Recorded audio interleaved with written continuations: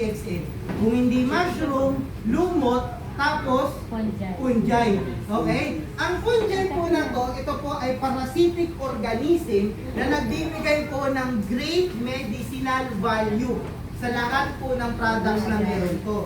Ang itsura po ng cordyceps na ginagamit natin is something like that. Okay?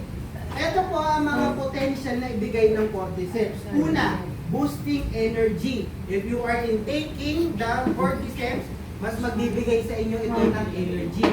Pangalawa, immune function, respiratory health, enhancing the sexual health, support kidney, antioxidant, and regulating the blood sugar. Bakit may ganyang proponent claim? Because the cordyceps itself, that will be having this kind of nutrients.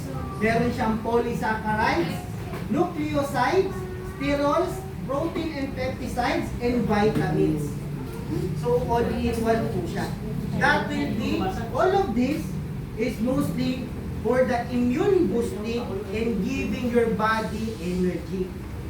So, ano po yung mga products natin na meron tayong cordyceps?